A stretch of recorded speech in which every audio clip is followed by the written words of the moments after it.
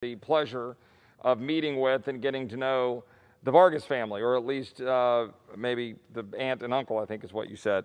And what I would tell you is that it is a truly wonderful family. They embody all that is right and good about the American dream, about opportunity. These are American citizens who happen to have, Hispanic family members, and which so ironic because, those of us who really try to take and honor the idea of judging people by the content of their character and not their skin color or race or creed, I find it ironic that my colleagues on the other side of the aisle seem to only view the purpose of the legislative body to view human beings by the color of their skin, and to make all of our policies based on segmenting us out. To quote the Supreme Court and John Roberts in a seminal Supreme Court case, that divvying us up by race is a sordid business. And my colleagues on the other side of the aisle often use words like voter suppression when we talk about believing we should have voter identification, believing we should have rules in place about how we run our election systems, heaven forbid. And would the gentlelady agree that too often those words, like voter suppression, are code words, buzzwords, for the allegation that those of us who believe a secure border is better for immigrants and American citizens, believe that voter ID and systems that make sure American citizens are the ones voting, that we are labeled bigots, and that words like voter suppression are code word and buzzwords, dog whistles, that we are bigots, and that the agenda of my colleagues on the other side of the aisle is often directed in that to label us such. Would the gentlelady agree with that? I definitely agree with the good gentleman from Texas. You see, it's unfortunate that our colleagues on the other side of the aisle use race as a tool to push their agenda. We're here in this country, every single one of us are equal. God created us equal, and thank God we have a Constitution that affirms it. And if we are to do anything, we should look as Americans as one, because we're the citizens of this nation, and all of our policies and laws should serve our American people, not divided up by identity or politics or any other category. And it's shameful that we've come to a place after we had come so far and achieved so much. And so, yes, I do agree with you, and it needs to be done away with.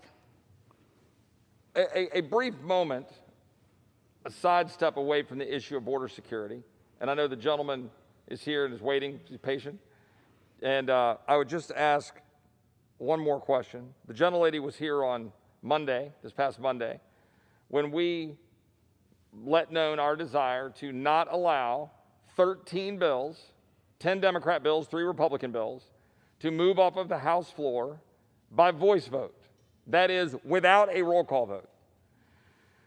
And you would have thought that we, lit a match on the floor of the House of Representatives, or had done something extraordinary to just break this hallowed institution from its smooth operations of today. You would think that we were, upending our Constitution as we know it, because we, believe it or not, we demanded the yeas and nays, a roll call vote on 13 bills. And the gentlelady is often taken to using motions to adjourn.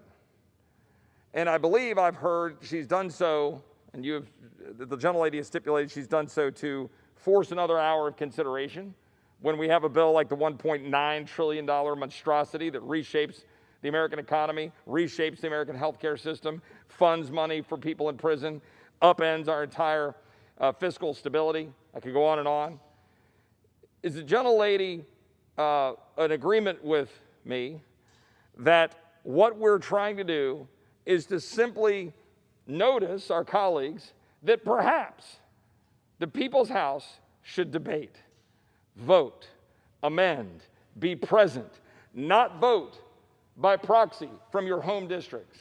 Right. Actually be here, not have fences with razor wire, actually do our job, actually represent the people that elect us to come here. Would the gentlelady agree with that? I absolutely agree with the good gentleman. This is a place where we're sent to do a job for the people of our district. We should be able to vote on record and not have to hide behind a voice vote. We should be able to call for a motion to adjourn to give everyone pause and thought before they vote for such crucial, critical, radical, transforming legislation. I absolutely fully agree with the good gentleman from Texas.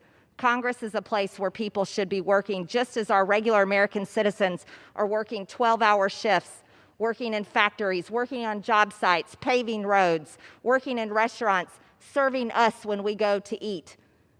This is absolutely a place where we should work, where we should be able to use tools to represent our districts and not have rules changed here in the people's house to stop us from being able to use good measures for everyone in Congress to vote, be on record, and do their job that they've been elected to do. Thank you. I think the gentlelady from Georgia